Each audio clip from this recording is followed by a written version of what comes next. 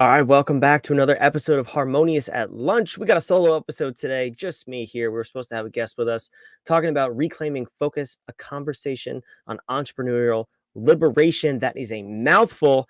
And I'm going to tackle this one. I'm going to go ahead and take a stab at it, mostly because this is pretty much exactly what we talked about in the inner circle yesterday. If you are not in the inner circle with us, I'm going to throw that up on the screen here.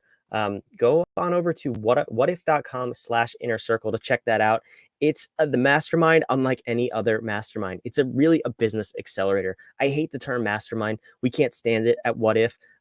We just can't really find a better term, to be honest with you. But masterminds are so diluted these days, and everybody and their mother has a mastermind. They have one because of their name, because of their reputation. But what do they actually deliver? I just had this conversation with somebody before going live here for this episode, and it's so frustrating to me, the current market of information and mentorship and masterminds in the coaching and consulting world.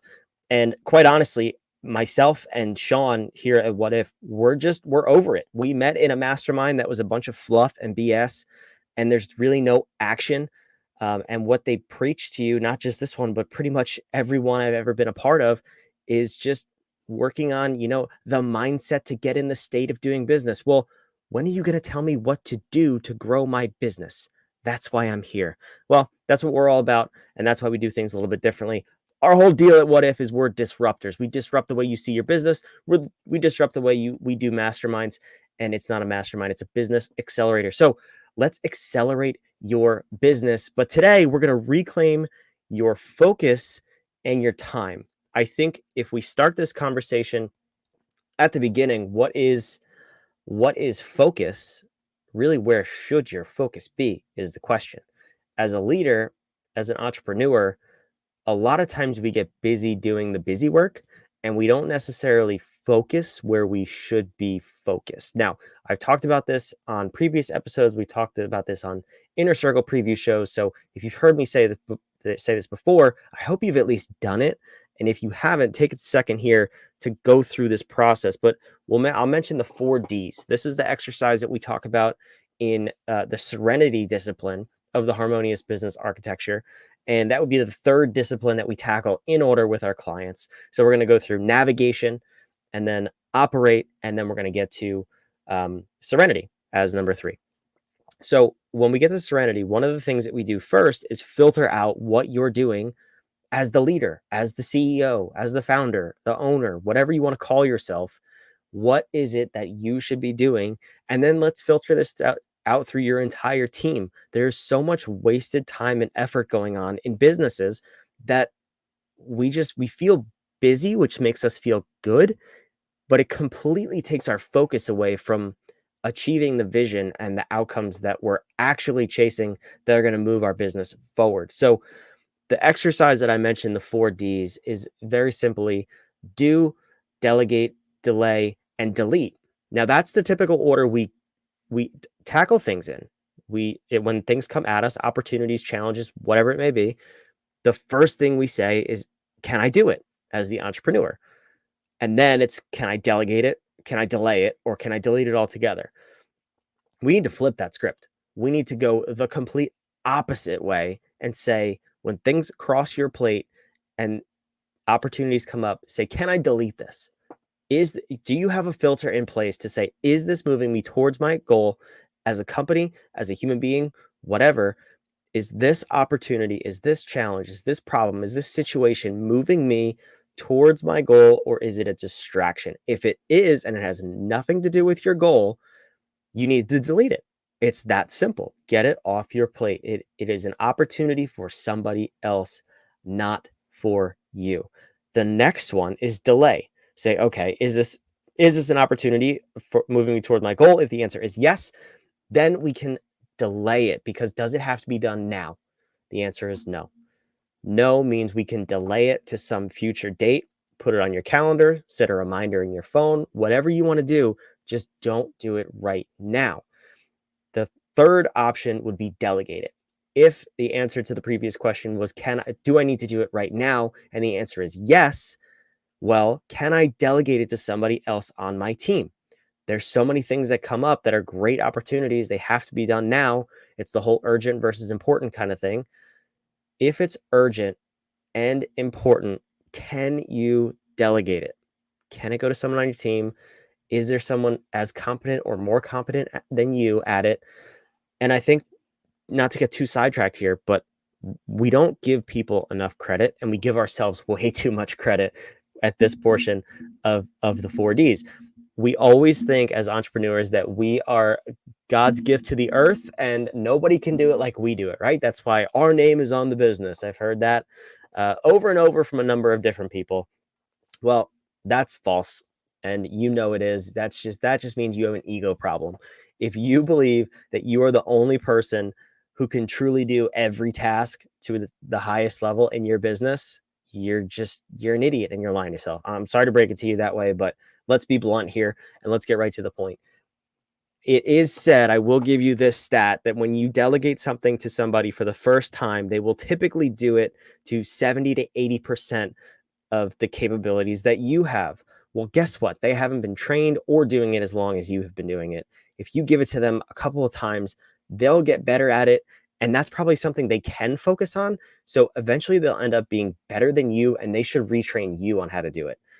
That's this type of stuff I'm talking about. You have to delegate as much as possible if it's not something that you and only you can uniquely do, which brings us to the final D, which is do.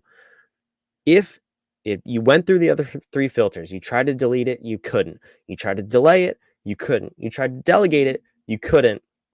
Now you can do it. And that is what we call at What If the golden line. If things get past those first three phases of the 4Ds and the answer is always no, then you have to do it. Then that is something that goes on your calendar, and it's called above the golden line. It's something that you, as probably your mother would say, you as the unicorn in this world can only do. So that is the filter we need to take in place, that we need to have in place, excuse me, when filtering opportunities, challenges, problems, whatever it is, as they come across our plate. And that's really the root of focus, of reclaiming focus, because a lot of times, like I said, we bounce from opportunity to opportunity, from task to task, and you have this micro switching that's going on. You're focused 5 minutes here, 5 minutes there. You have social media pulled up, your email, your calendar. You're working on a blog post at the same time.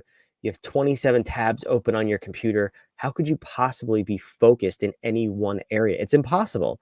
Even if you have things on your mind, you're not fully focused on the task that you're doing, that you have in front of you right now. So what we talked about yesterday on the inner circle in the Serenity module, in the Serenity discipline, was reclaiming your calendar. And that's the whole idea behind Serenity. It's not the traditional discipline is time management, which is stupid to call it that, because who can manage time?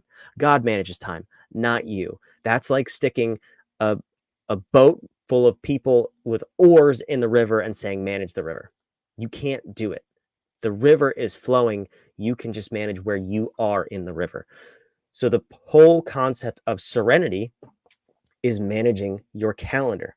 We all get the same 24 hours in a day, and we're all hopefully sleeping for 8 of them. So what you do with the other 16 and how you maximize them, and how you make sure you string together day after day of productivity and efficiency, but also not killing yourself at the same time, is really where the magic happens. And that's why we cover Serenity so early in the conversation. I think that's backwards from what most people talk about too, because they keep time management and all that other stuff, calendars, at the end of the conversation. They want to pile on things to do first to grow your business, make more money, triple your profits. Those are all really great things. But if you're not managing your time at the beginning and you're not managing your calendar, then that other stuff is never going to come, because you're going to be so overworked and burnt out by the time you get there that there's no possible way you have the energy to actually give the focus required to each task at that point. So we want to caution against that. And what we talked about in the inner circle, like I said, was reclaiming your calendar. So I want to actually go ahead and share my screen here, so you can see the exercise that we're going through. And I would love to invite you to go through it as well this week. And it's very simple. So if you look at my calendar here, this is how I schedule things out. So I have put every single thing on my calendar, including personal time, so that I know exactly where my minutes are going and I can review at the end of the week where I spent that time. So you'll see on this calendar up until, so from Monday until Monday and Tuesday, we'll say there's a lot of white space, right? Well, starting yesterday, we actually challenged everybody in the inner circle to do a time study. And I personally hate time studies, but I think it's so important to really see where you're spending your time and what you're working on. Is it getting you towards your outcome? We follow a 12-week sprint method here at What If. So for us, we're coming up towards the end of the year, towards the end of one of our 12 weeks, and we have some big goals to accomplish that are not done yet. And I need to be able to look at my calendar and say, have I spent my time in a way that I'm actually achieving those goals? Am I going to achieve those outcomes, or am I wasting my time? So if you look at Monday and Tuesday, there's not a whole lot on the calendar. I have a couple of things, but a lot of white space. Once you hit Wednesday and today, um, I have a lot of stuff scheduled in there, and I have pretty much 0 open minutes on Wednesday because I went back and I recorded everything that I did. And this is part of the time study that we're doing. So I would encourage you to do the same thing. I have different categories set up here. I have different calendars set up here. So when people schedule meetings with me, it goes on one of these 5 calendars and they show up as different colors. Then at the end of the week, you can see here on Friday afternoon, I have a metrics review, a company metrics review, and then a weekly review. And that's where I'll go through and I'll analyze this calendar and say, okay, good, bad, or indifferent. Do I need to make changes for next week? Do I need to take things off, move things around, do less of something, do more of something? How am I, and tied to the metrics review, are we on track to meet the outcomes that we've set? Or do I need to readjust some things? I don't think you need to do this every single day as far as reviewing where you spent your time and everything, but you do need to do it once a week, at the very minimum. I think Tony Robbins said it. I heard it from him first, at least. If you measure something once a year, you'll have bad years. If you measure something once a month, you'll have bad months. If you measure something once a week, you'll have bad weeks. And if you measure something once a day, you'll have bad days. So he's taken the idea in his companies that they measure some things 3 times a day. If you can't afford to have a bad day on some particular metric, measure it 3, 4 times a day, as much as you possibly can without inconveniencing yourself and your team. It should be measured. So what you focus on, where your time is being spent, is really the conversation of reclaiming your focus, because we don't even know what we're focusing on. And that's why we have the whole 12-week year and we do the 12-week sprints here. So we do 12 weeks and then we have 1 week of debrief, which is basically reviewing the last 12 weeks and setting up the next 12 weeks, so that we're always working towards this mini sprint and achieving the outcomes that will get us closer to our 5-year vision. The whole harmonious architecture feeds off of itself. So everything you can already see, I'm talking about analyze your metrics. I'm talking about serenity. Your vision comes from navigation, and operation is the how you're doing things that you're doing, in the manner that's going to get you closer to your goals. So those are just really the first 4 disciplines, but everything is leveraged against each other, and that's the magic of the system.